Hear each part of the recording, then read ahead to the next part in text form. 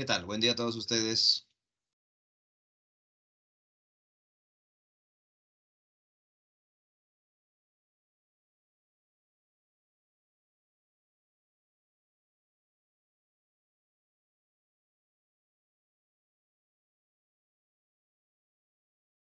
¿Qué tal por aquí, Carol? Buen día, Asmir, buen día.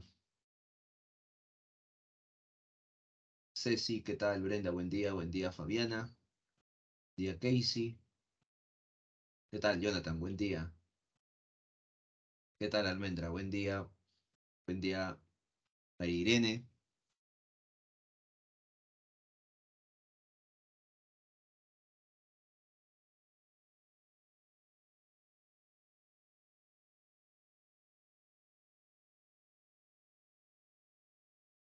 Bien, empezamos entonces con la clase de hoy. En esta ocasión vamos a hablar un poco de la nueva narrativa hispanoamericana. Vamos a tener un panorama global de lo que es la nueva narrativa. Y recuerda que la nueva narrativa comprende tres etapas, ¿no? Bueno, en realidad dos con cierta formalidad, ¿no? Que sería la etapa de consolidación y la etapa del apogeo. La etapa emergente todavía es una narrativa tradicional, ¿no? Pero es importante mencionarlo para este transcurso, este trayecto de la llegada de la nueva narrativa hispanoamericana, ¿no? Hoy vamos a hablar un poco del contexto, los antecedentes y las características que corresponde a la narrativa hispanoamericana para llegar al boom, ¿no? Al boom narrativo. ¿Qué tal, Maricielo? Buen día. Así que vamos a hablar sobre, ¿no? La nueva narrativa hispanoamericana. Por ahí hablaremos de Jorge Luis Borges. Por acá Jonathan ya ha puesto la imagen de Jorge Luis Borges.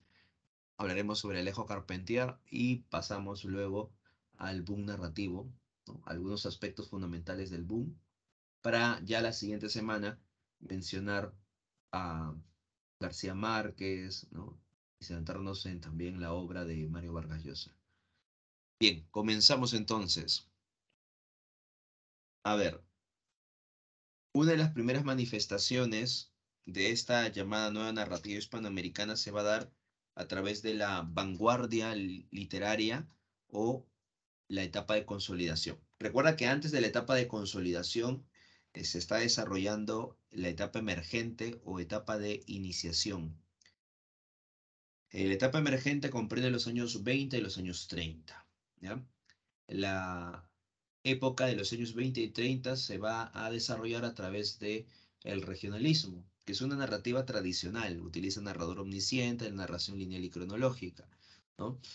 Por eso que esta narrativa va a seguir los parámetros de la producción literaria tradicional, mientras que ya en la etapa de consolidación, mientras que en este periodo de la consolidación ya vamos a mostrar una, o se va a mostrar una visión de influencia vanguardista.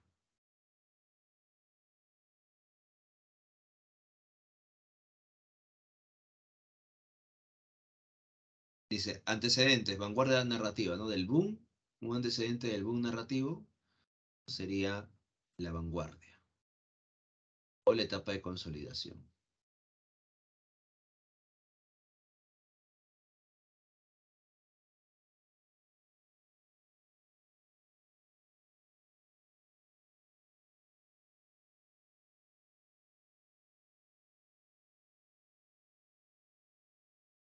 Dice, etapa de consolidación es una etapa donde se publican obras de gran calidad que expresan las nuevas modalidades narrativas, desplazando paulatinamente al regionalismo.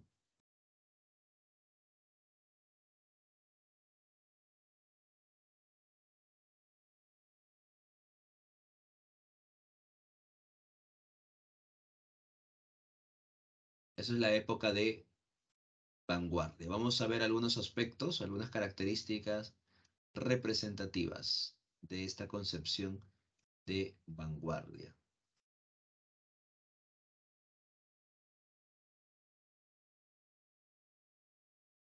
Dentro de esta producción, recuerda, cuando estamos hablando que hay una configuración, una influencia de vanguardia, estamos hablando de la inserción del narrador múltiple, el monólogo interior, ¿no? La fragmentación del discurso, esos elementos, ¿no? Está influenciándose dentro de esta concepción.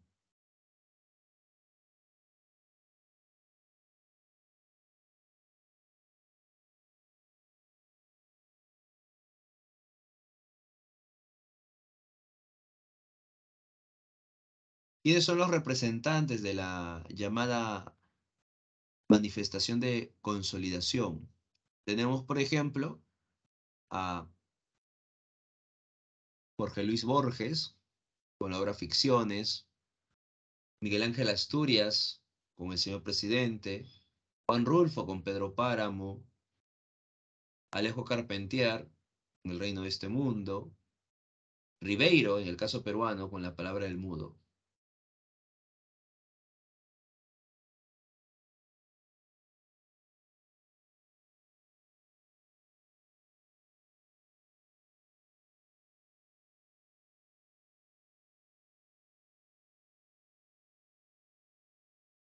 Vamos a mencionar algunas características de Jorge Luis Borges, ¿ya?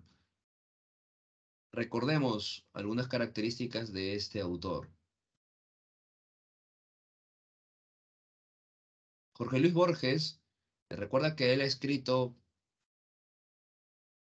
cuentos, poemas, artículos periodísticos, ensayos. Lo que no ha escrito es la novela.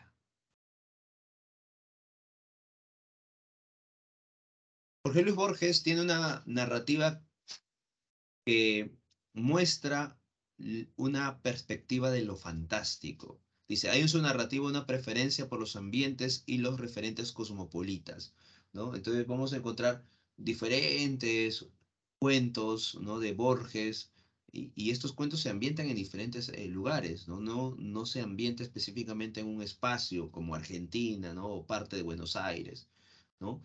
Su obra lo ambienta en diferentes espacios, diferentes lugares, ¿no? De representación.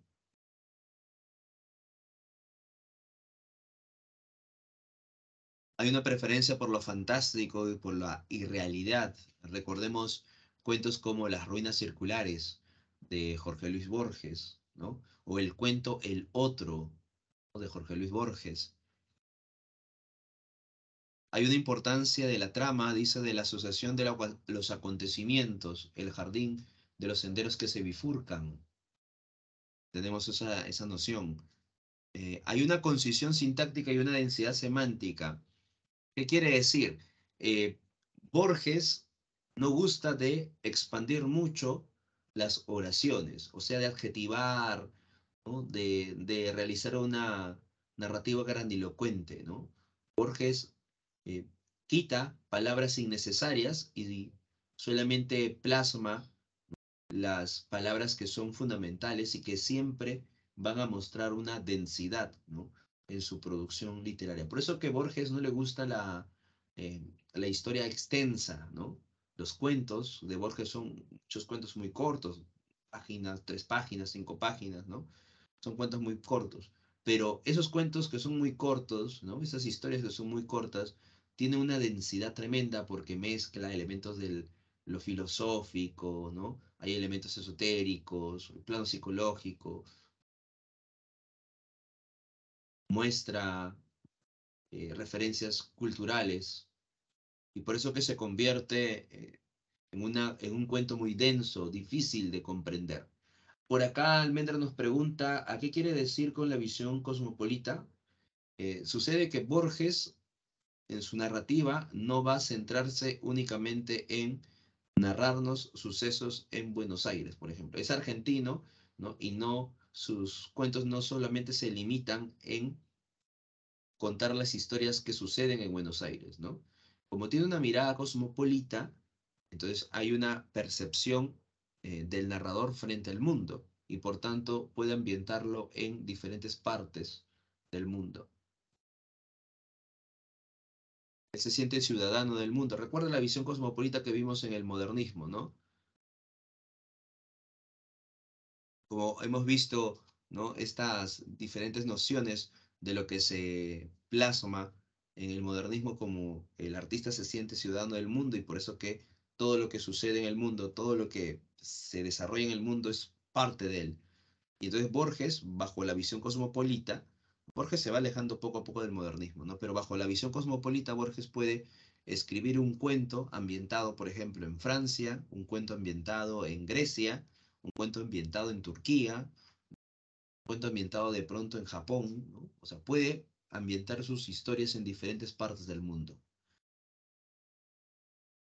tanto en el presente como en el pasado.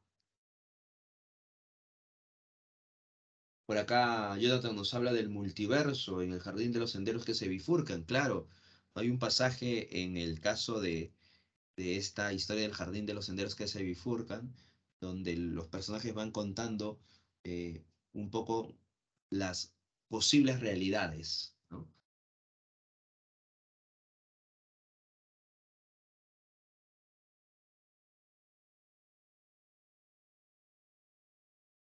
Eso se muestra casi al final del cuento, ¿no? Del jardín de los senderos que se bifurcan, ¿no?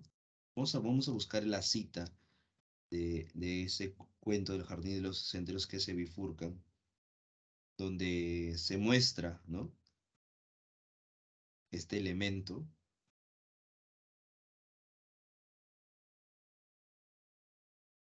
Pero, a ver, por acá, el Aleph es otro cuento o es otro conjunto de cuentos de Jorge Luis Borges, el Aleph.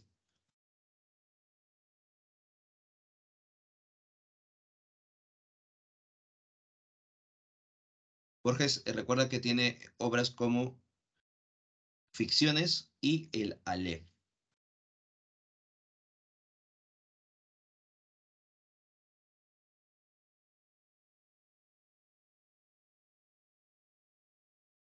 Hay un pasaje en el caso de El jardín de los senderos que se bifurcan.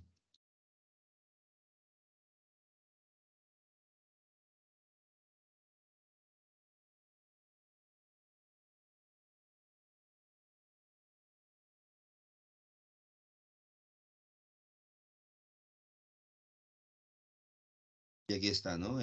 Hay un pasaje en el jardín de los senderos que se bifurcan que dicen así, ¿no? A diferencia de Newton y de Schopenhauer, su antepasado no creía en un tiempo uniforme, absoluto. Creía infinitas series de tiempos, en una red creciente y vertiginosa del tiempo divergente, convergentes y paralelos. Esa trama de tiempos que se aproximan, se bifurcan, se cortan o que secularmente se ignoran. Abarca todas las posibilidades. No existimos en la mayoría de esos tiempos. En algunos existe usted y no yo. En otros, yo, no usted. En otros, los dos. En este, que un favorable azar me depara, usted ha llegado a mí y ha llegado a mi casa. En otro, usted, al atravesar el jardín, me ha encontrado muerto. En otro, yo digo estas mismas palabras, pero soy un error, un fantasma.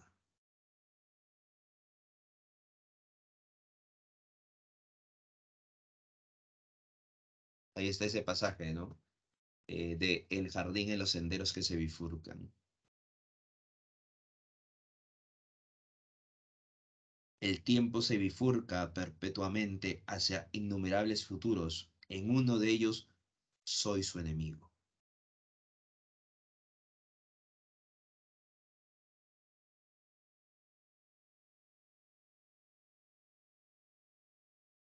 Bien, ese es un pasaje del jardín de los senderos que se bifurcan. ¿Ves? Ahí estás observando este elemento de la irrealidad, el tema también de la realidad aparente, ¿no? Bien, otras características, dice, los personajes se definen por sus acciones. Lo vemos a través de las obras de Borges, cómo de pronto se está reflejando esto, ¿no? Los personajes no van a ser definidos por el narrador, que normalmente se hace, ¿no? El narrador te describe, te dice, el personaje es de esta manera, ¿no? En cambio, en los cuentos de Borges, no, son los propios personajes que van a ser definidos, ¿ya? Por sus propias acciones.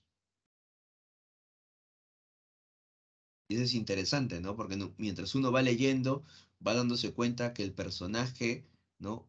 Va a adquirir una característica no por lo que el narrador lo dice, sino porque se enfrenta a algunas circunstancias, ¿no? Las acciones propias del personaje lo va a caracterizar. Dice, generalmente sus cuentos encierran un enigma de apariencia policial, aunque de trasfondo filosófico que debe ser resuelto. Entonces, cuando dice generalmente sus cuentos encierran un enigma de apariencia policial, el enigma es importante dentro de esta producción.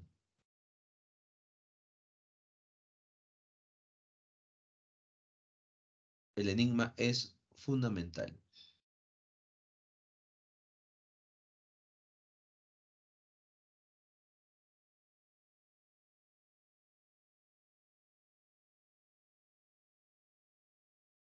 Por ejemplo, en El Otro.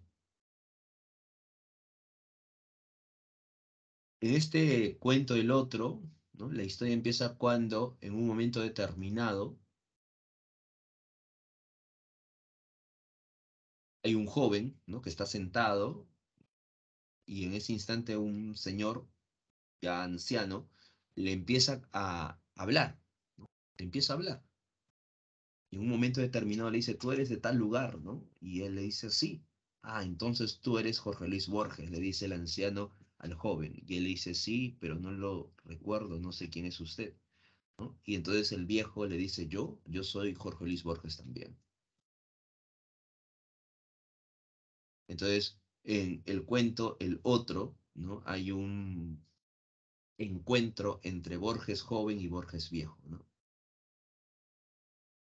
Los dos se encuentran, ¿no? Entonces Borges viejo le dice, ¿no me crees? Pues bien, voy a decirte algo que tú y yo solamente sabemos, ¿no? Y le empieza a mencionar algunos libros que Borges joven tenía. Y entonces el Borges joven, al escuchar, le dice, bueno, pero eso no, en cierta medida no muestra nada. Seguro es natural que esté soñando, ¿no? Y es natural que estemos soñando o que esté soñando, ¿no? Y por eso tú debes saber estas cosas, ¿no? Y entonces el Borges viejo le dice, bueno, entonces si tú piensas que estamos soñando, la pregunta debería ser, ¿quién de los dos está soñando, no?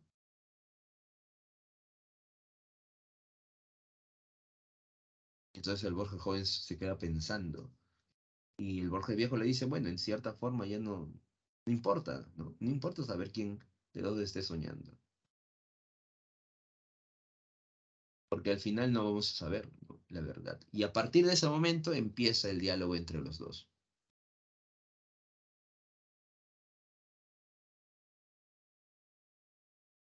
El Borges viejo con el Borges joven, ¿no? Entonces estamos observando cómo se desarrolla el cuento, ¿no? Generalmente sus cuentos encierran un enigma, ¿ves? Aquí está el enigma, presente el enigma. ¿Y qué hace a partir de ese momento el enigma? El enigma se presenta en el cuento y es el narrador, es el personaje o incluso el lector que logrará darle sentido al enigma, ¿no? O sea, que logrará responder al enigma.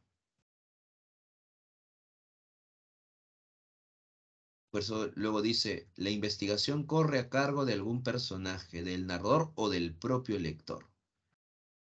Al final ese lector puede lograr dar a conocer la respuesta, ¿no? Al enigma que se ha planteado.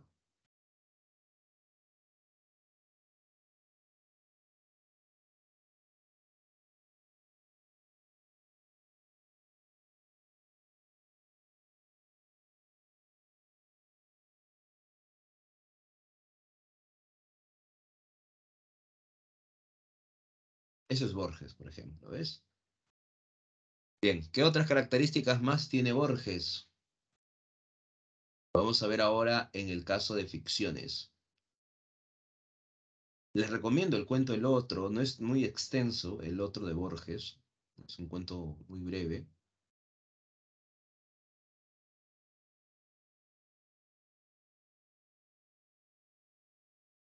Ficciones pertenece al género épico, especie,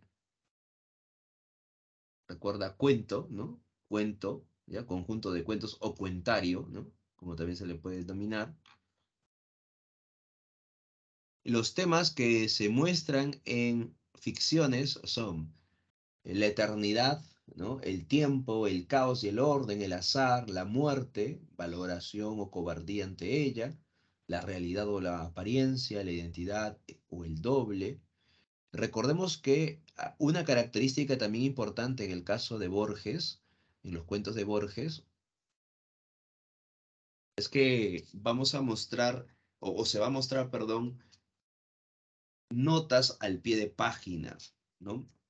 Van a estar presentes notas al pie de página, va a estar presentes citas textuales, referencias bibliográficas, y muchas de estas referencias bibliográficas o muchas de esas citas textuales son inventos del propio autor. Entonces imagínate que tú de pronto estás leyendo un cuento de Borges y Borges o el narrador en un momento determinado te menciona, ¿no? Que esta historia lo puedes encontrar, ¿no? En tal libro o cita un libro y te gusta esta cita y quieres ahondar más en la historia de ese libro que el narrador ha referido y tú vas a buscar en la biblioteca, ¿no? Pero no lo vas a encontrar. ¿Por qué? Porque esa cita es un invento de Borges, ¿no?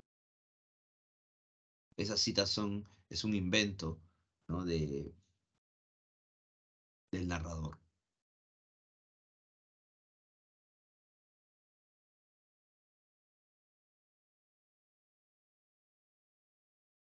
Y muchas de estas obras, ¿no? Que van a tener citas textuales, notas al pie de página o bibliografía, ¿ya? Muchas de estas obras como que tienen esos elementos son apócrifas, o sea, son falsas. Y algunas otras sí son parte de la realidad, ¿no? O sea, tú ves una serie de obras que el autor ha citado, tú buscas y algunas de ellas sí son parte de la realidad, ¿no? Y algunas de ellas también es parte de la ficción. Él puede citar su propia obra, puede citar la obra de otro personaje, de otro autor, y así. Y juega entonces con el lector, ¿no? Las notas al pie de página, a ver, esta es la hoja, imaginemos, ¿no? El cuento está, la historia está contándose, ¿no? Imaginemos este es el párrafo, y un momento determinado el autor hace una referencia, ¿no? Y acá, por ejemplo, pone, imaginemos uno, ¿ya? Y las notas al pie de página, ¿qué quiere decir? ¿No? Aquí abajito va a haber como una línea, ¿no? Que va a dividir la hoja de las notas del pie de página. Por eso se le llama así, notas del pie de página. Y aquí abajito, ¿no? Va a haber la referencia de ese número que se ha dicho, ¿no? ¿No? Acá dice lo que quiere indicar, ¿no? Uno, ¿no? Y abajito, ¿no? El autor hace unas aclaraciones, ¿no? Ahonda más en el concepto que de pronto ha señalado, ¿no? En este pequeño, en pequeño aparte, ¿no? De la hoja, ¿no? Por eso se le llama notas. Hace una pequeña nota, una pequeña aclaración aquí, notas al pie de página, ¿no? Eso es lo que sucede, ¿no? En un momento determinado, en la hoja, ¿no? El narrador está contando la historia, ¿no? Y en un momento determinado hace una cita, ¿no?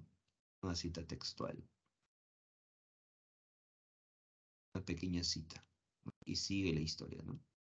Entonces, en esta cita puede poner acá un uno, ¿no? Y acá abajito hace la aclaración de esa cita o el lugar donde ha citado, ¿no? También puede ser de esta otra forma. Esta es la cita, ¿no? Y acá abajo la nota al pie de página, como también se le denomina, ¿no? Y esto se desarrolla o se hace normalmente en los ensayos, en los artículos periodísticos, ¿no? No se hace mucho en los cuentos, ¿no? Pero Borges lo inserta estos elementos del ensayo en los cuentos.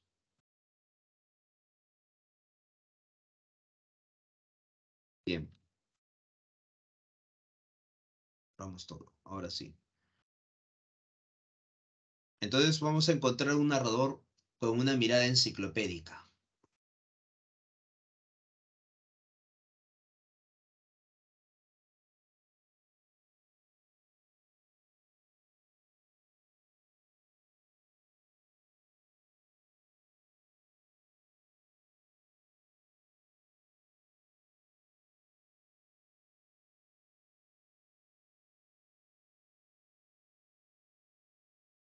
Recuerda esto, ya tiene una mirada enciclopédica, una visión erudita, el narrador, porque genera citas textuales, ¿no? Hay elementos bibliográficos, entre otros detalles. Hay diferentes estilos, ¿no? Variedad de estilos. Dice temática fantástica, filosófica, policial,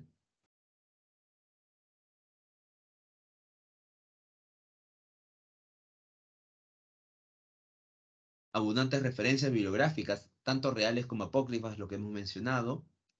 Los usos de símbolos, los espejos, la biblioteca, el laberinto, el cuchillo, el tigre, el espejo. Recuerda que hace referencia a la identidad, ¿no? A- al doble,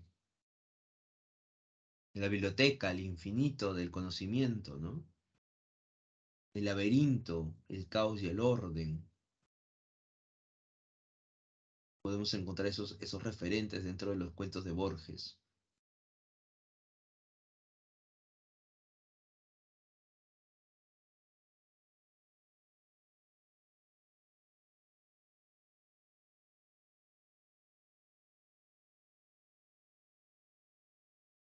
En el caso del cuento de las ruinas circulares, por ejemplo, ¿no? Que es parte de ficciones, las ruinas circulares, en un momento determinado, ¿no? Este personaje, que es como una especie de sacerdote, que desea crear un hombre inmune al fuego. Para eso va a soñarlo. Así que empieza a soñar poco a poco, ¿no? Hasta que de pronto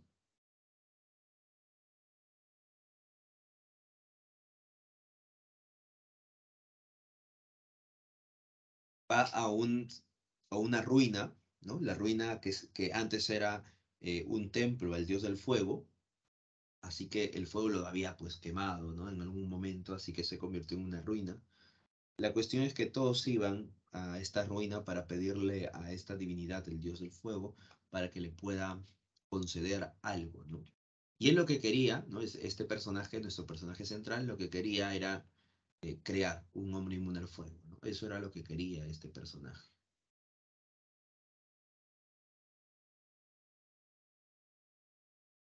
Y quería soñar, ¿no? Quería soñar.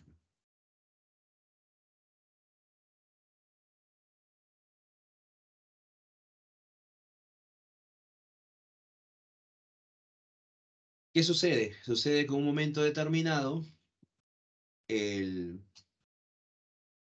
el narrador logra su objetivo, ¿no? Logra conseguir soñar y crear a un hombre inmune al fuego, ¿no? Sueña el corazón, parte de la anatomía del ser humano y al final lo consigue. Crea al hombre inmune al fuego. En un momento determinado decide, por tanto, darle vida a este ser y le da como una misión. Cuando él despierta, se da cuenta, porque le había dicho que ponga como una especie de banderas, ¿no? Y se da cuenta que las banderas están ahí, ¿no? Entonces, este hombre inmune al fuego ha sido creado y ahora está en la realidad, ¿no? ¿Qué sucede? Sucede que pasan los días, ¿no? Y la gente va hablando sobre un ser que es inmune al fuego, ¿no? Sobre un hombre inmune al fuego. Y entonces el sacerdote sabe que es su creación, pero teme que esta persona o este hombre inmune al fuego sea consciente que es un objeto creado, ¿no? Así que una vez más retorna a este templo del dios del fuego. Ya estando muy cerca, ¿no? A este templo del dios del fuego, en un momento determinado, el fuego aparece y empieza a incendiarse por todos lados, ¿no? El hombre inmune al fuego recuerda que no está aquí, el sacerdote está observando a su alrededor y el fuego está avanzando, avanzando. Así que el hombre inmune al fuego ha sido creado por el sacerdote, pero ahora el sacerdote espera la muerte ante un fuego que está llegando y que poco a poco lo va a abrazar. Y cuando llega al fin el fuego ante el sacerdote, éste se sorprende con terror, con admiración, que el fuego no lo quema. Y al fin se da cuenta él que también es un objeto soñado, que otro ser lo ha soñado.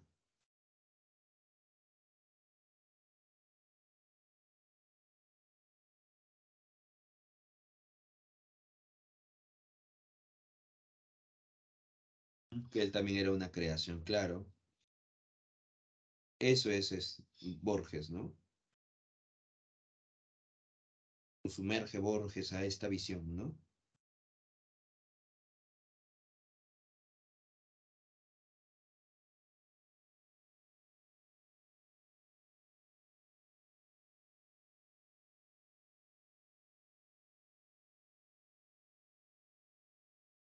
Claro, es como una especie de un ciclo sin fin, ¿no? Ujú.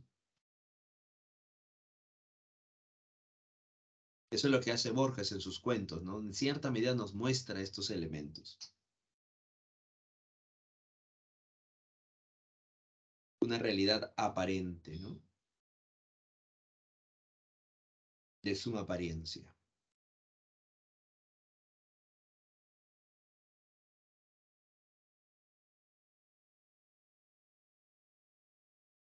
Muy bien. Eso Jorge Luis Borges con ficciones. Tiene otros cuentos, ¿no? Otros cuentos interesantes también Borges. Por ejemplo, hay un cuento un poco extraño, ¿no? Que es Pierre Menard, el autor del Quijote, ¿no? Un cuento un poco extraño. Está también el cuento, por ejemplo, eh, Tlon Utbar Urbit Tertius, que es un cuento también un poco loco, ¿no? ¿Ah? Sobre un pueblo, bueno, es como un país que se ha creado, un país imaginario que se ha creado, ¿no? Un mundo imaginario que se ha creado y que esa información se ha escondido en diversas obras, ¿no? Se ha, pequeños artículos de toda esa civilización se han puesto al azar en diferentes obras, ¿no? Y se ha esparcido por el mundo, ¿no? Ese es el Tron Utbar Urbit Tertius, el mundo de Tlön, ¿no? El país de Utbar y el proyecto Urbit Tertius, esa sociedad secreta, ¿no? Urbit Tertius. ¿Mm? Tenemos la Lotería de Babilonia, la Biblioteca de Babel, ¿no?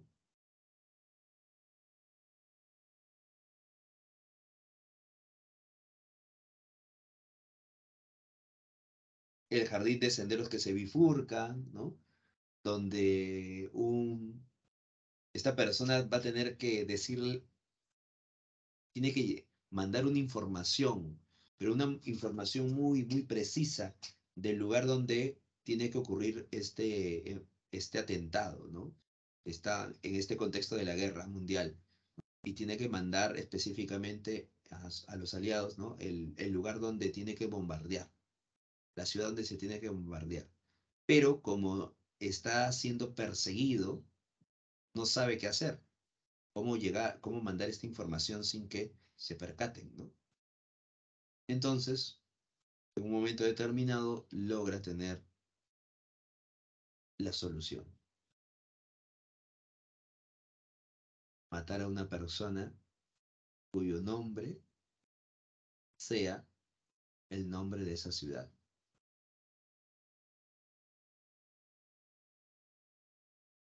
El jardín de los senderos que se bifurcan, ¿no?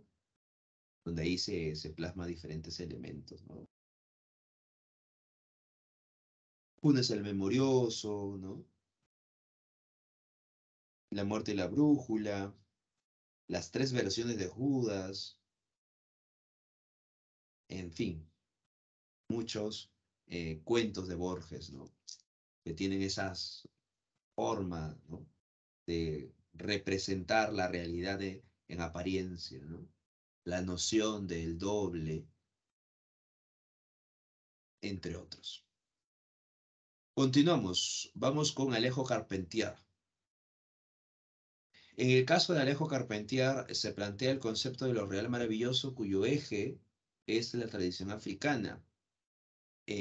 Carpentier aborda temas vinculados a planos míticos y mágicos, evidenciando el ocultismo y la hechicería provenientes de la magia vudú.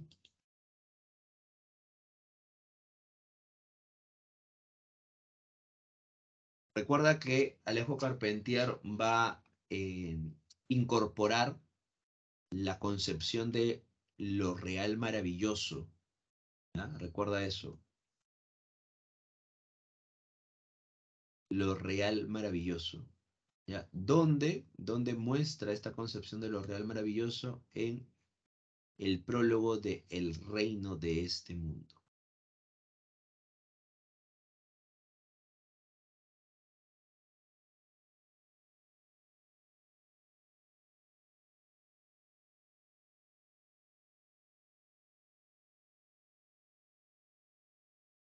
Plantea el problema de la identidad americana a partir de las raíces afroperuanas, no, afroeuropeas, perdón, en el Caribe. En el reino de este mundo, por ejemplo, se va a mostrar la rebelión de Haití. Y a través de estos personajes como Matt Candle, Butman, Tinoel, entre otros personajes, se va a retratar una parte de la historia, ¿no?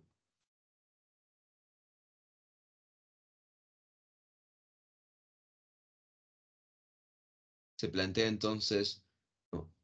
Este vínculo con la identidad americana, este vínculo con el elemento de representaciones mitológicas, ¿no? Mágicas, vinculados a los elementos de la magia vudú.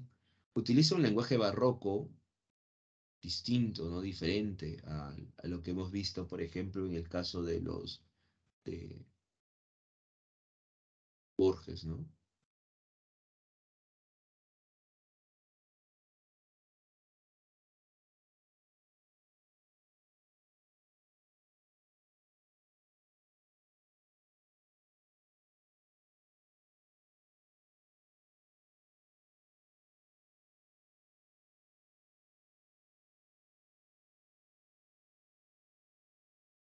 Alejo Carpentier, como les decía, él va a sustentar lo real maravilloso,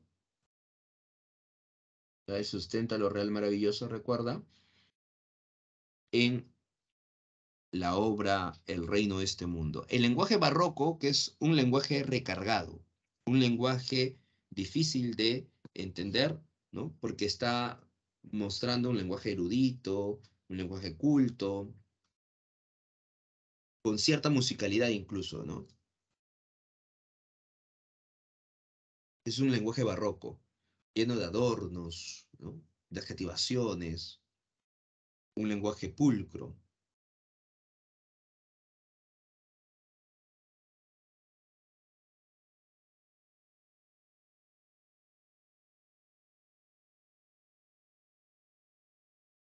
Dice, lo real maravilloso es esa inesperada alteración de la realidad, una revelación privilegiada, una iluminación inhabitual, una fe creadora de cuanto necesitamos para vivir en libertad, una búsqueda, una tarea de otras dimensiones de la realidad, sueño y ejecución, ocurrencia y presencia. Lo real maravilloso se caracteriza por los elementos mágicos que presenta, basados en las creencias o mitos de los pueblos hispanoamericanos o culturas, como las africanas, trasplantadas en las colonias.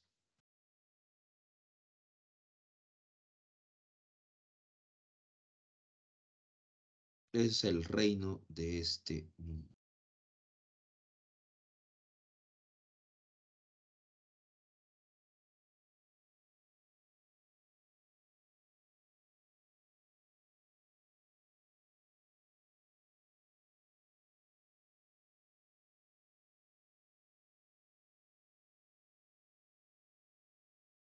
Entre sus obras está El reino de este mundo, Los pasos perdidos, Guerra del tiempo, El siglo de las luces.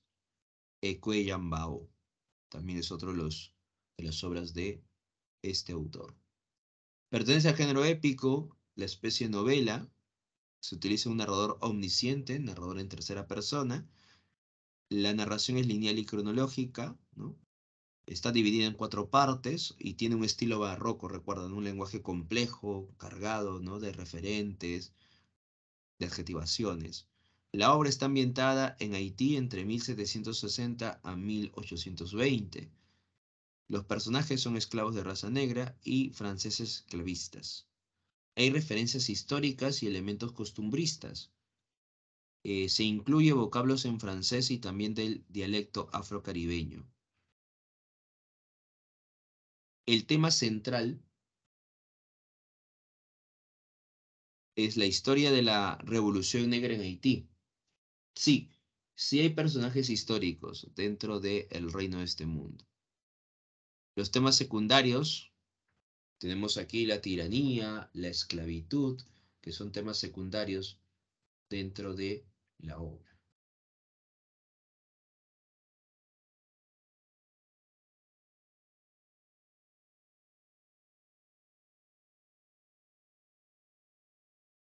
Matt Candle,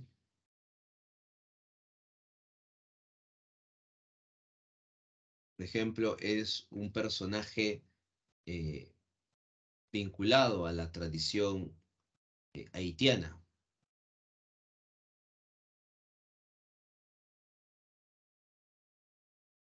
Y Matt Candle va a ser un personaje histórico.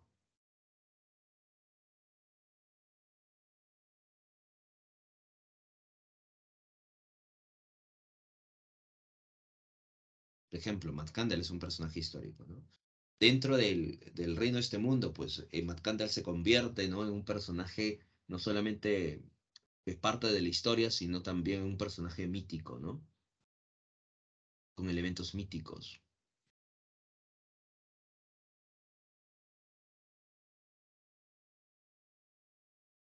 Es en el caso del reino de este mundo, ¿no?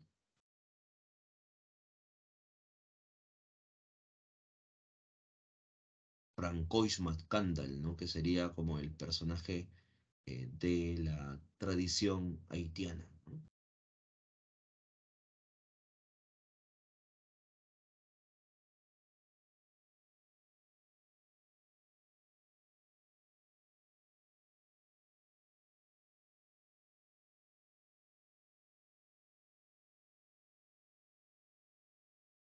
Se narra la transición de Haití de la esclavitud a la emancipación y de la colonia a la república. Se establece una diferencia entre la cultura negra africana y la cultura blanca europea. Entre los personajes, aquí está Matt Candle, el esclavo fugitivo, mentor espiritual de Tino Noel. Matt Candle que tiene este don, ¿no? De poder transformarse en diferentes seres. Luego de la revuelta de Matt Candle, que fracasará y atraparán a Matt Candle y lo llevarán a la hoguera, aparecerá la presencia de Butman.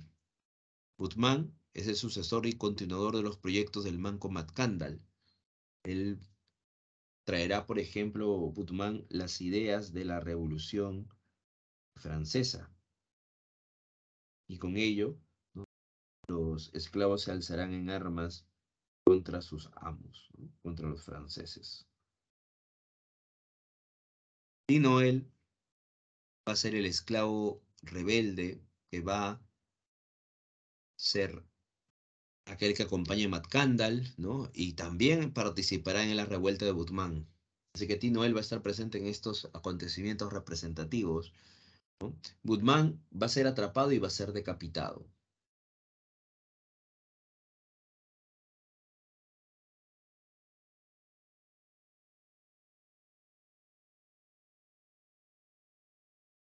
Tino él dice, su función es sufrir y sacrificarse por sus semejantes en la tierra. Luego tenemos a Henry Christopher, el primer rey negro. La historia nos habla cómo de pronto Matt Candle, con el poder que tiene y además logra controlar estos elementos de las hierbas, ¿no? Los venenos, y logra poco a poco eh, que muchos de sus amos mueran envenenados.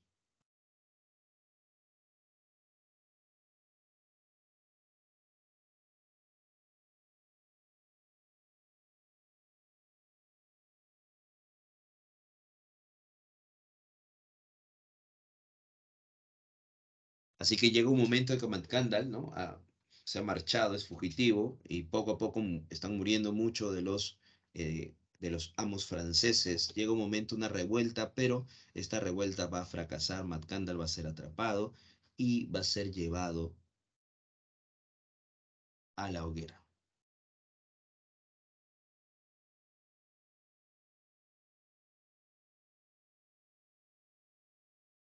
Todos los esclavos van a estar observando,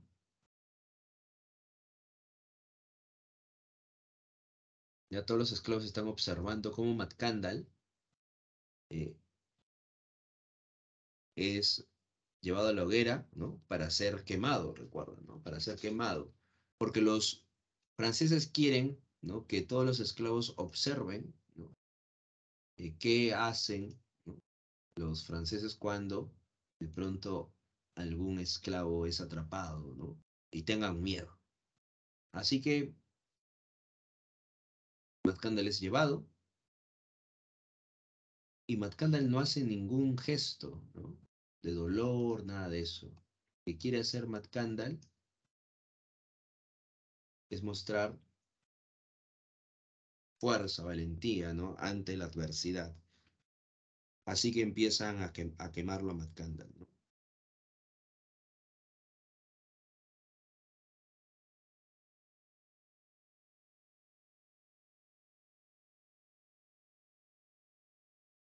Pero los esclavos observan algo. Los esclavos observan que Matkandal está transformándose en diferentes seres para alejarse del fuego y lograr liberarse y posarse en una persona para que esa persona pueda ser el continuador de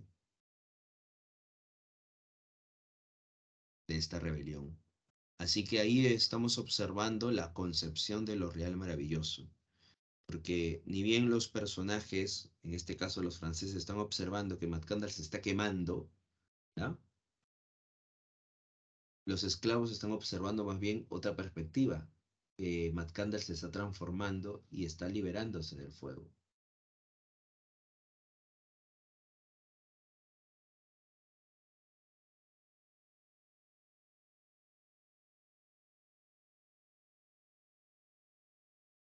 Entonces ahí te das cuenta la perspectiva que se tiene. Claro, efectivamente, se observa dos perspectivas, ¿no? Dos visiones, ¿no? Y esto es lo importante de lo real maravilloso, porque recuerda que lo real maravilloso trata de mostrar una realidad de Hispanoamérica, la realidad hispanoamericana, pero alejándose mucho de esta concepción objetiva europeizada, ¿no?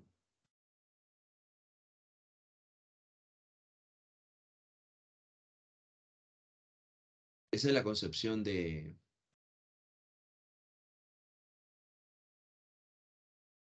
la visión de lo real maravilloso.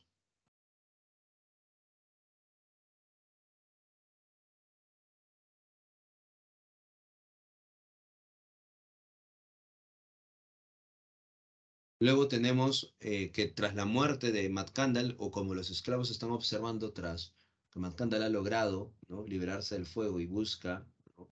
Posarse en alguien, pasan los años y aparecerá Budman, ¿no? Traerá Guzmán estas ideas de libertad vinculadas, como les decía, ¿no?, a la Revolución Francesa. Y por tanto, muchos van a apoyar y va a ser más sangriento que el anterior, y también la respuesta de los franceses será sangriento, más sangriento que el anterior.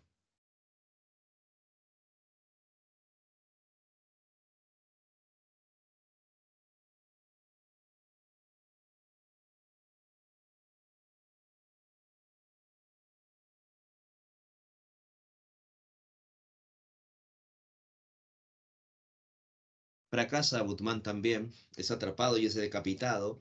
El amo de Tinoel va a ser, se va a marchar, ¿no? Y lleva, por tanto, también a Tinoel a La Habana. En La Habana va a pasar una serie de circunstancias, el amo muere, pero antes de morir le da libertad a Tinoel, así que Tinoel, siendo esclavo, ahora que se ha liberado, decide retornar a Haití. Y cuando retorna se da con la sorpresa, porque ya no están los franceses. Ya no están los franceses. ¿Y qué sucede? ¿Qué pasó? Ya no están los franceses. Sucede que de pronto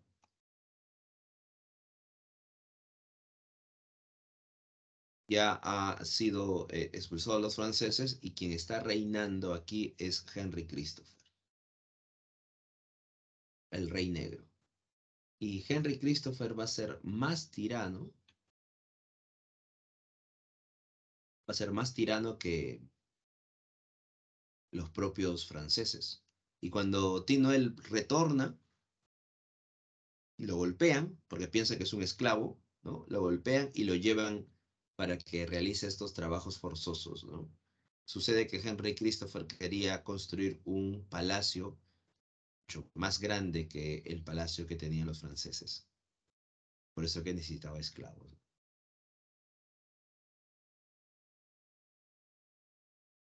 Logran derrocar a Henry Christopher. Henry Christopher incluso se suicida porque ya se da cuenta que no ha logrado su objetivo. Y cuando se supone que Haití al fin iba a ser libre de cualquiera, aparecen los mulatos republicanos para obtener el poder. Así que Tinoel se da cuenta que no podrá liberar a su pueblo, ¿no?, que siempre vendrá un amo que lo someta.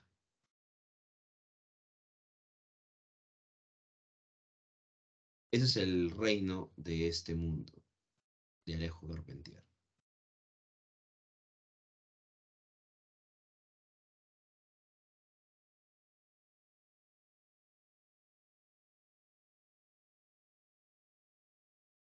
Aquí estamos observando estos pequeños fragmentos.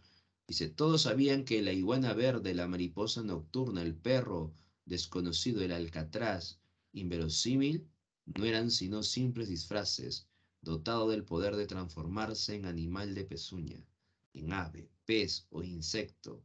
McCandal visitaba continuamente las haciendas de llanura para vigilar a sus fieles y saber si todavía confiaban en su regreso.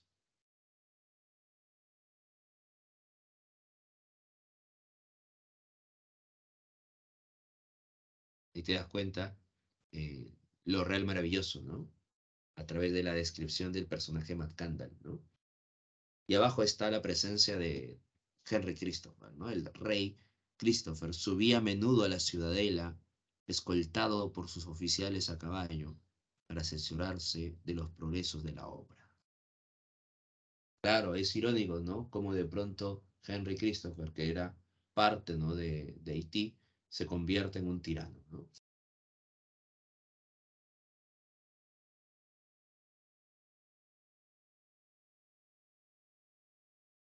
Muy bien, ese sería el reino de este mundo.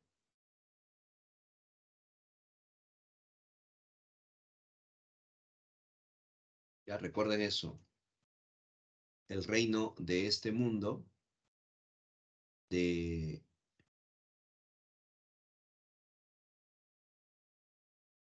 Alejo Carpentier.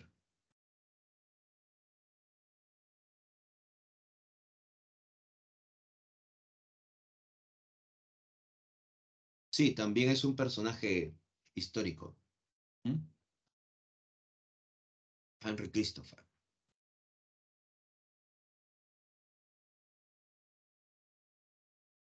Enrique I, ¿no? De Haití. Así lo conocen, ¿no? Al rey Henry Christopher.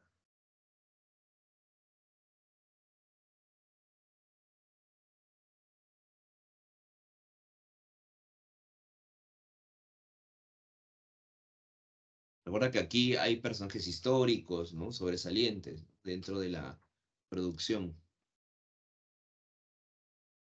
Bien, teniendo en cuenta todo esto, ahora sí vamos a hablar sobre el boom narrativo.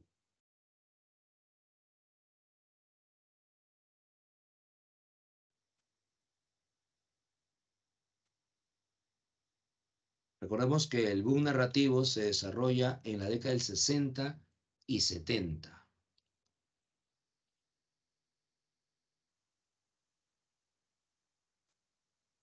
Y con respecto al boom, empezando porque como en el caso de cómic, siempre me ha molestado que un fenómeno latinoamericano sea definida con un término inglés, que es políticamente muy significativa, esa debilidad, lamentable debilidad. Yo creo que el boom responde al azar, a ese azar que hace tan bien las cosas. El azar hace muy bien las cosas en la historia, lo hace mucho mejor que la lógica. Que en un momento histórico importante para América Latina, en que está dominada por un imperialismo que la quiere convertir en una factoría, en una colonia, pues el azar haga que aparezcan 5, 6, 8 excelentes escritores que lanzan un montón de libros. Nosotros escribimos solos, además lejos de América Latina. García Márquez escribió lejos, Vargas Llosa se escribió lejos, Asturias escribió lejos, y yo también. No teníamos amigos editores, no teníamos editores. Los editores vinieron después. Y es una tentativa de deformar la realidad, sostener que el boom es una maniobra hecha con fines de promoción. Porque la verdad es que ninguna promoción editorial ha salvado a un autor o a una literatura. Con una gran campaña de promoción puedes lanzar un libro, una primera edición, pero si el libro no vale por sí mismo, ¿cuánto tiempo dura? A mí lo que me alegra en este fenómeno del llamado boom es que hay dos cosas. En primer lugar, que hemos sido leídos por primera vez por nuestros compatriotas.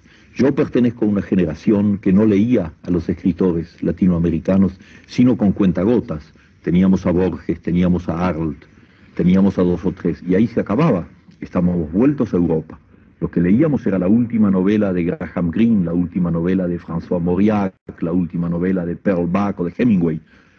Magníficos escritores y que hay que leer y en buena hora, pero estábamos de espaldas a nuestra realidad. Y en 10 años de eso que llaman el boom, sucede que hay millones de latinoamericanos que se han despertado a ese hecho maravilloso de tener confianza en sí mismos, porque si yo tengo confianza en un escritor argentino, estoy teniendo confianza en mí mismo, tengo confianza como perteneciente a una sociedad, a una cultura, a un ritmo histórico. Entonces de golpe tenemos un continente que nos lee a nosotros. Y entonces fíjate lo que eso significa como signo revolucionario, como búsqueda de una identidad.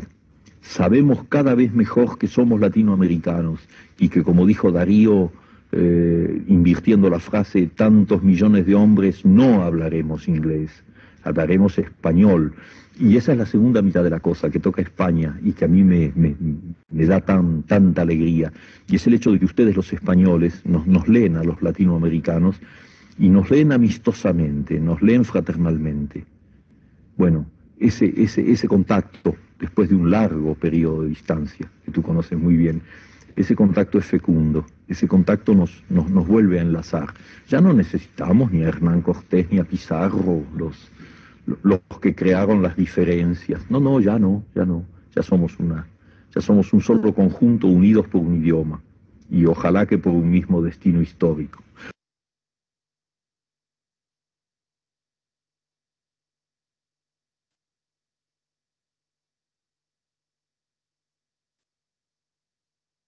Muy bien, ahí están las palabras de Julio Cortázar, hablando un poco sobre lo que él cree que es el boom. Recuerda, ¿no? La concepción que se tiene sobre el boom narrativo. ¿No? Lo anterior, antes de las palabras de Cortázar, era una serie de 4 o 5 capítulos relacionados al boom narrativo, así que pueden buscar en internet, ¿no? Y lo pueden encontrar. Imprimir la leyenda se llama la serie documental que te habla sobre el boom narrativo, sobre el boom hispanoamericano, ¿no? Bien, vamos ahora al contexto. Como bien señala Cortázar, el contexto, ¿no? Va a ayudar un poco a dar a conocer a estos escritores hispanoamericanos, ¿no? La Revolución Cubana, la modernización de los países latinoamericanos, ¿no? Las nuevas formas de organización capitalista que se van a mostrar en nuestro continente, la presencia de dictaduras militares en varios países latinoamericanos que va a generar un desplazamiento forzoso de los intelectuales de un lugar a otro. Por eso que vamos a encontrar, por ejemplo, en el caso de los 50, en el gobierno de Odría, ¿no? En la dictadura de Odría, en los años 70, en el caso de Pinochet, en el caso de Chile, y así vamos a encontrar diferentes dictaduras que se van a producir en Latinoamérica y eso generará un desplazamiento de los intelectuales. Tendrán que salir del país de forma forzosa para no ser encarcelados o asesinados, ¿no? Pero también está sucediendo en Europa, producto de la Guerra Civil Española, en específico en España. También hay un desplazamiento de intelectuales o producto de la Segunda Guerra Mundial, las consecuencias, ¿no? de la Segunda Guerra Mundial, que generó también ese desplazamiento de intelectuales a América. Vamos a encontrar esos elementos que poco a poco propiciarán esta relación que hay entre Europa y América. Aparecerá la fundación de la Casa de las Américas, producto de la Revolución Cubana, y habrá mayor difusión en el plano de la literatura. Producto de la modernización de los países, vamos a encontrar mayor infraestructura, se va a universalizar la educación en Hispanoamérica, en muchos países hispanoamericanos.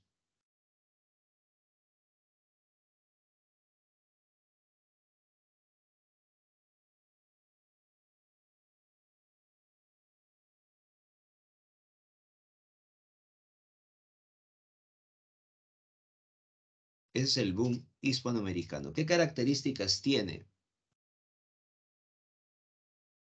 ¿Qué manifestaciones muestran el boom hispanoamericano? Antes de llegar a ese punto, recordemos que producto de esta nueva infraestructura, de esta universalización de la educación, vamos a encontrar una nueva generación de lectores, ya que hay mayor acceso, ¿no? A las bibliotecas, a las universidades, a las escuelas. Aparecerán nuevas revistas, revistas que pondrán en cierta medida más cerca al lector.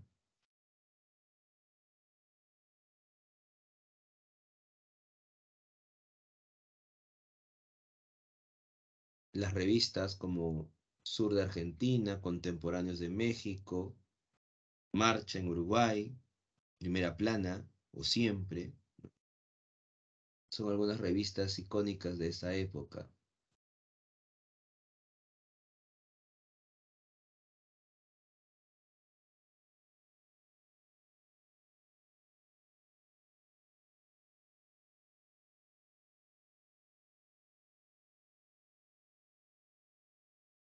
Tenemos también la Revolución Cubana, ¿no? Que va a ser un hecho histórico que va a visibilizar en el caso de Hispanoamérica, ¿no? Va a ser el centro de atención en el caso hispanoamericano.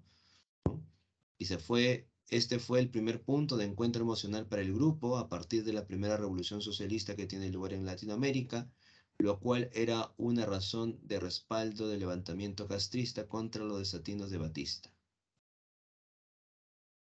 El triunfo de la revolución cubana posibilitó que América Latina sea noticia mundial.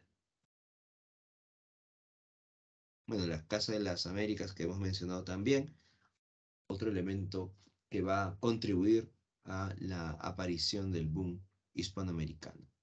Teniendo en cuenta que hay mayor lectores, teniendo en cuenta que las editoriales empiezan a producir más libros para poder vender, sucede que estas editoriales o estas grandes editoriales van a traducir las obras de los autores para que puedan llegar a diferentes mercados europeos, ¿no? Los norteamericanos. Y por eso que se va a internacionalizar la narrativa en Hispanoamérica.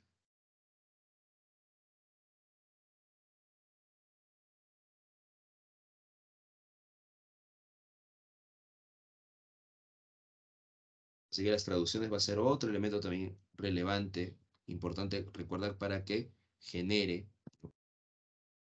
que se logre este objetivo.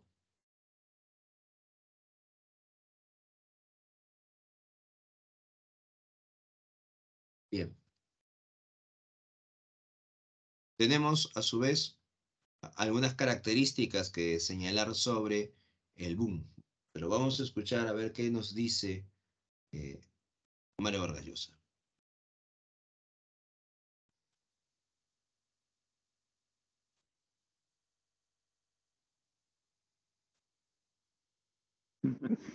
Bueno, yo creo que el boom no existe, es decir, creo que el boom es una nebulosa que nunca nadie supo muy bien qué cosa era, ¿no? Yo creo que fue el descubrimiento de una literatura que estaba ahí marginada, arrinconada, ¿no? Luego ha cristalizado en unos cuantos nombres, pero en realidad pues es más que esos pocos nombres, ¿no? Creo que gracias al boom se descubrieron a escritores extraordinarios como Borges, por ejemplo, que apenas si era leído fuera de Argentina y que hoy día es leído en todas las lenguas del mundo, ¿no?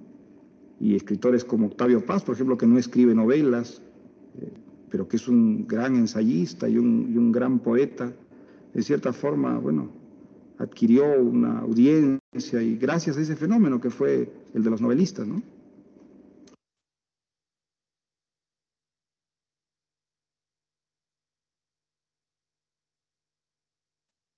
Bien, ahí están las palabras de Mario Vargas Llosa.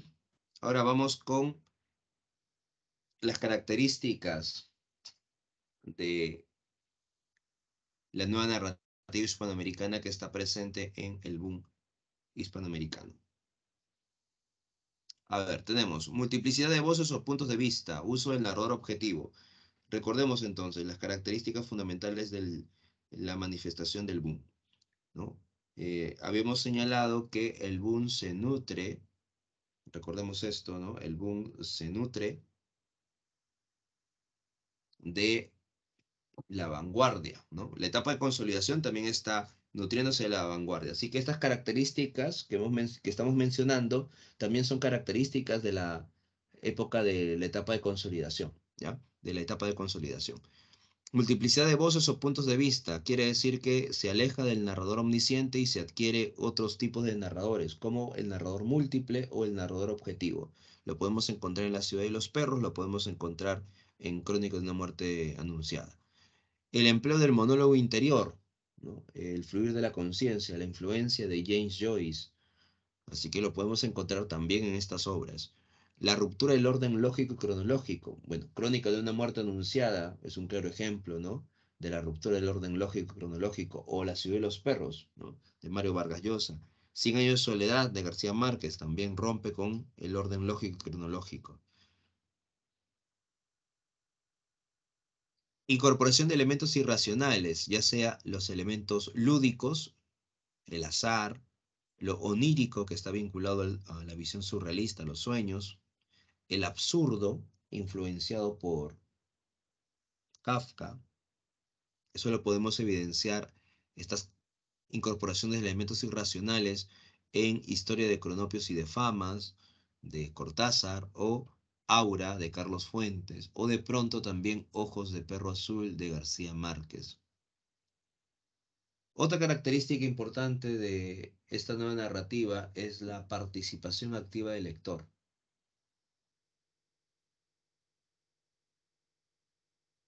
El lector tiene que reconstruir la historia, tiene que darle sentido a la historia,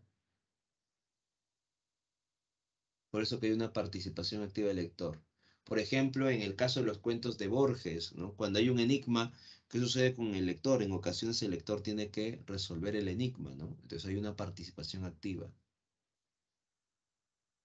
También está la transculturación narrativa.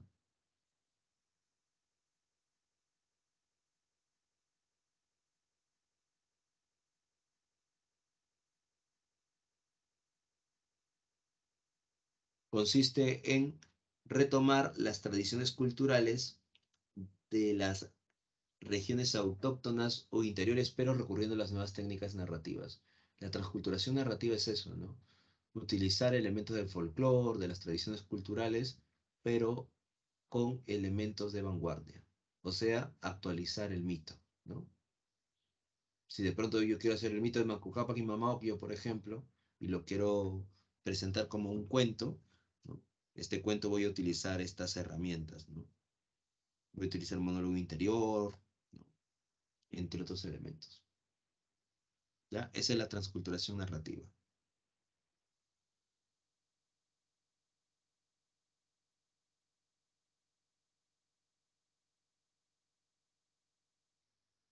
Podemos encontrar también esta noción de el papel lúdico, ¿no? La participación activa del lector en esta obra de Rayuela de Cortázar. Por ejemplo, Cortázar nos menciona, dice, ¿no? A su manera este libro es muchos libros, pero sobre todo es dos libros. El lector queda invitado a elegir una de las dos posibilidades siguientes.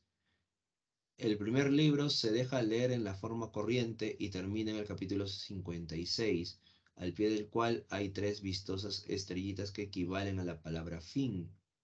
Por consiguiente, el lector prescindirá sin remordimiento de lo que sigue. El segundo libro se deja leer empezando por el capítulo 73 y siguiendo luego en el orden que se indica al pie de cada capítulo. En caso de confusión y olvido, bastará consultar la lista siguiente. Del capítulo 73 te vas al capítulo 1, del 1 al 2, del 2 al 116, del 116 al 3 y así sucesivamente.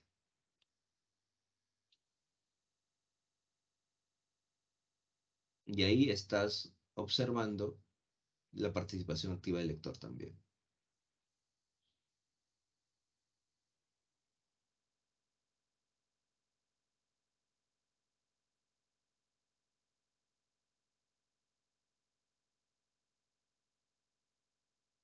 Ahí está el papel lúdico, la noción de el juego, el azar, ¿no? La noción de esta participación activa con el lector.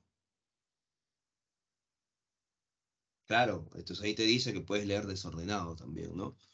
O de ese orden, ¿no? O sea, es un desorden en realidad, pero te menciona cómo lo puedes estar leyendo. Experimentalismo lingüístico. Vamos a ver que los autores pueden utilizar esa experimentación en el lenguaje, ¿no? Crear nuevos idiomas, nuevas palabras, nuevas ideas, ¿no? Eso es también otra característica presente en la obra de Rayuela, de Cortázar.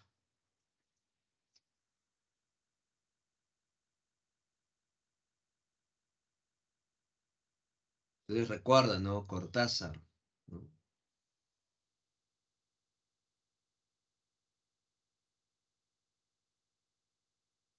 Hay una pequeña caricatura que te hablan sobre esta noción del orden de Rayuela, ¿no?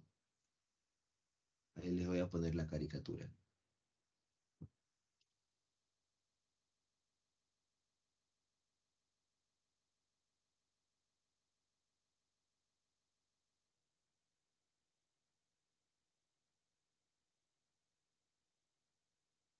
Muy bien.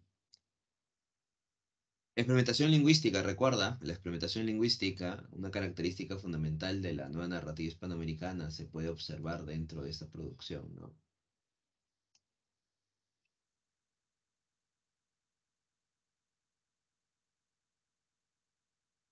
tratamiento de la problemática social en Hispanoamérica lo podemos encontrar, ¿no?, en el caso de La fiesta del chivo de Mario Vargas Llosa, Conversación en la catedral, ¿no?, también de Vargas Llosa, La muerte de Artemio Cruz de Carlos Fuentes, ¿no?, o Cien años de soledad de García Márquez, porque también está el tratamiento de los problemas sociales presentes en esta obra, ¿no?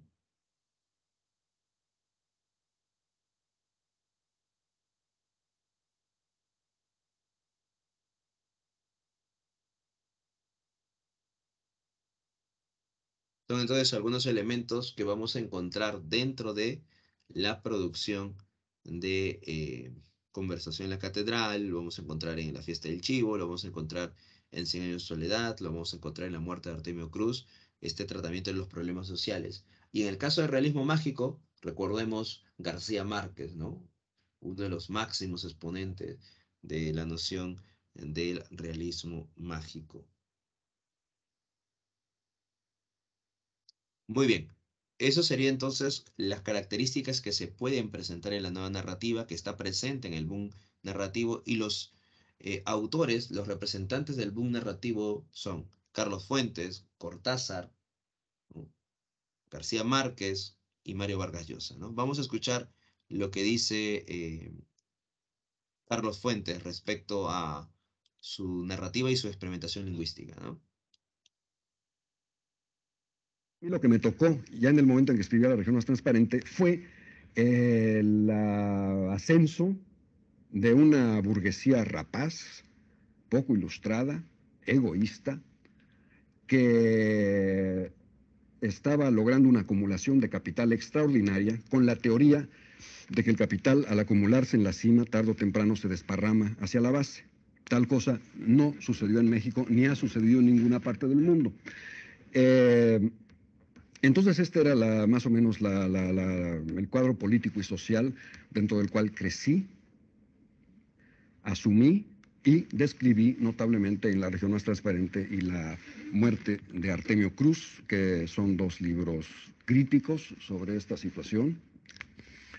Eso explica entonces el uso del idioma de esa manera, que algunos críticos consideran que es una distorsión peligrosa. Sí, es una manera de obligar al lector, incluyendo al crítico, si es lector, a darse cuenta de que la palabra no puede seguir siendo, esta palabra que estoy distorsionando, se ha convertido en una moneda gastada y hay que troquelarla de nuevo para que pueda volver a circular y a decir algo. Estoy diciendo esta palabra no quiere ya decir nada, o esta palabra quiere decir otra cosa de lo que ustedes creen que quiere decir, pero quiero que se detenga el lector, incluso mediante una bofetada, mediante una injuria o de una manera desagradable, a reflexionar sobre la palabra que está leyendo o sobre la frase que está leyendo, que no la pase por alto. Lo cual nos conduce pues a una manera especial de concebir la relación entre el novelista y el lector, ¿verdad? No llego al extremo de decir que caminaría por encima del cadáver de mi abuelita para escribir un libro, ¿verdad? Como un personaje de Watergate. Pero sí diría que nada debe impedir que el escritor se siente y trabaje diariamente. O si no, no se escriben los libros, se quedan en promesas. Y el mundo hispanoamericano es un mundo de promesas, de demasiadas promesas y muy pocas realizaciones. Yo creo que pertenezco a una generación de escritores latinoamericanos que entendieron el problema de la disciplina como esencial para la creación literaria. Y esencial también en el sentido de que mi generación y la que me precedió inmediatamente, estoy hablando de los padres de la literatura moderna de la América Latina, Borges, Carpentier, Onetti, todos hemos tenido una conciencia muy clara de que no somos la culminación de nada, sino el principio de algo. Nuestra literatura sigue siendo una literatura sumamente pobre en comparación con el cuerpo riquísimo de la literatura inglesa o alemana o francesa, indudablemente. Pero hay que empezar. ¿Tú estás de acuerdo con la crítica cuando dice que Cambio de Piel es tu mejor obra? No. No. Yo no hablo de mejores obras o peores obras, porque yo creo que un escritor escribe una sola obra, ¿verdad? Con distintos capítulos. Iría más allá y diría, repitiendo una observación de mi amigo García Márquez, que en realidad en América Latina estamos escribiendo una sola novela con distintos capítulos que escribe en Cuba un capítulo Alejo Carpentier, en Argentina uno Cortázar, en Perú uno Vargas Llosa, etcétera, ¿verdad? Eso por lo menos es muy bonito y suena muy bien.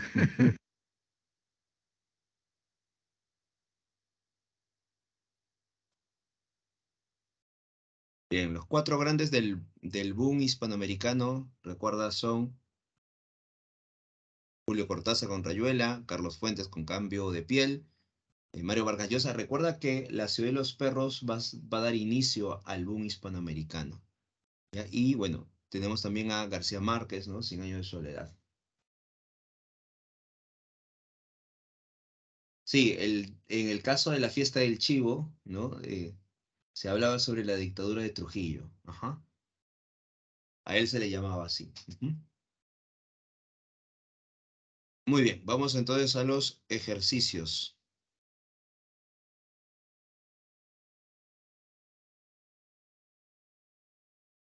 A ver, la pregunta número 1.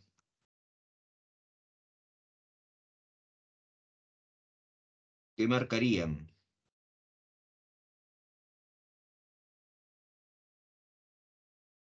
Dice, en la nueva narrativa hispanoamericana de la década del 40, las figuras de Borges, Rufo, Carpentier representan la etapa. ¿Qué etapa representan? ¿Recuerda?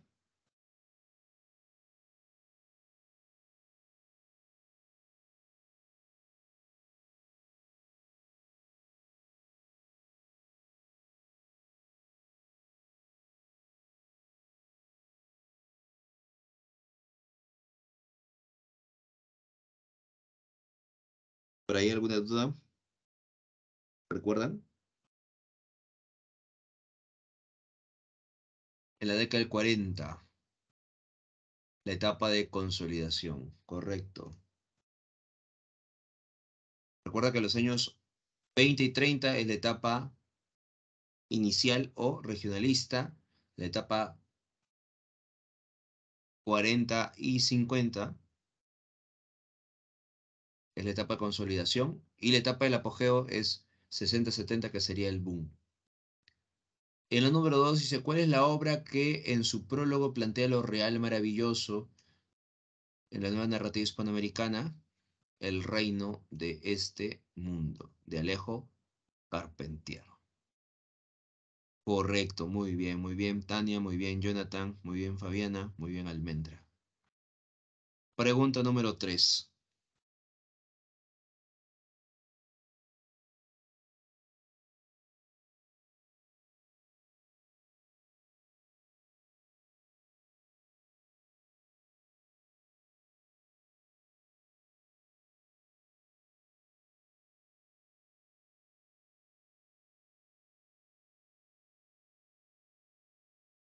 Los escritores de la etapa de consolidación que sentaron las bases para el auge de la narrativa hispanoamericana boom, como también se le denomina esta etapa, consiguen desplazar los modelos del modernismo y del regionalismo.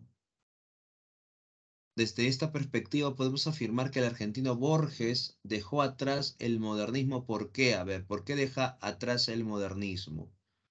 Recuerda que a diferencia del modernismo, Borges utiliza una narrativa breve, ¿no? Una narrativa concisa, no adjetiva, recuerda, ¿no? Borges no le gusta adjetivar, expandir sus oraciones, ¿no? Eso no hace Borges.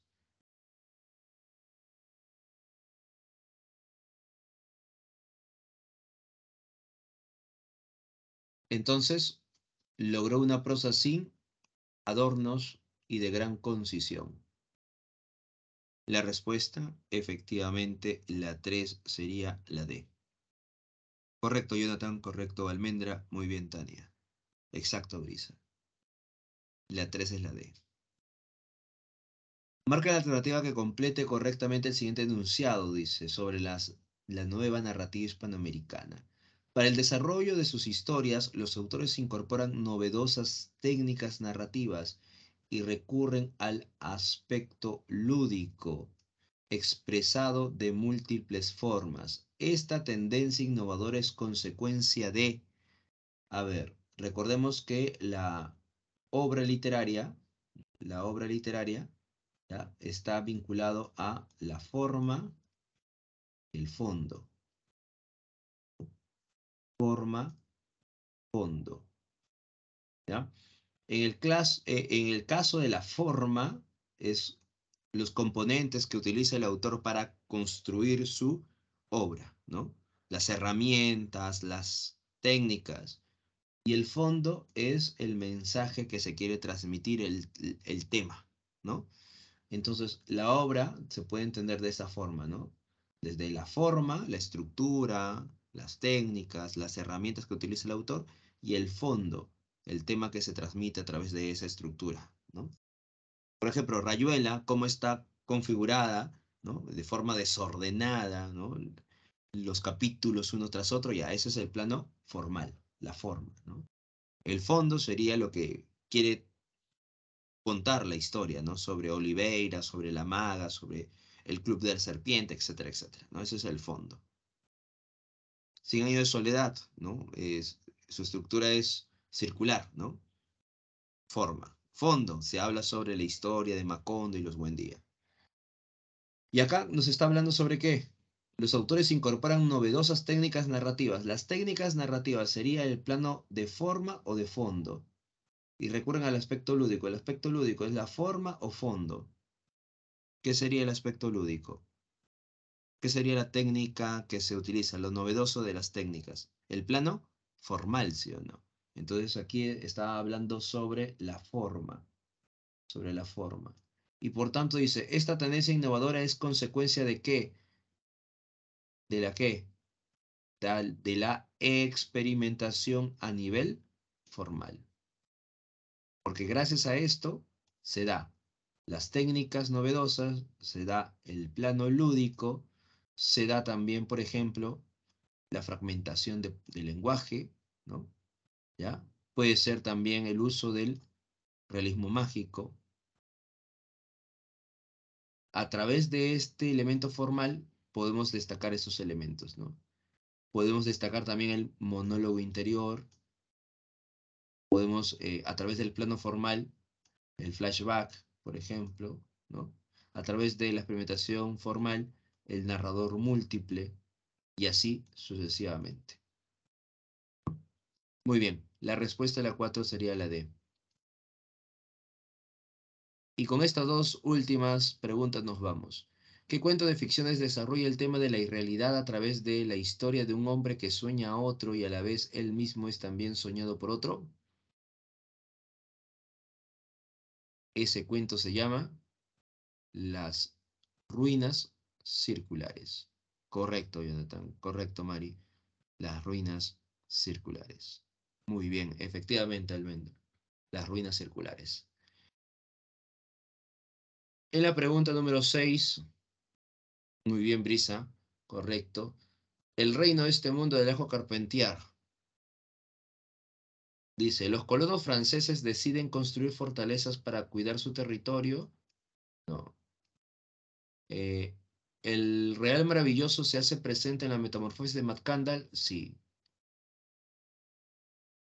Los rebeldes esclavos deciden ir a las armas bajo el mando de Tit Noel, sería bajo el mando de Budman.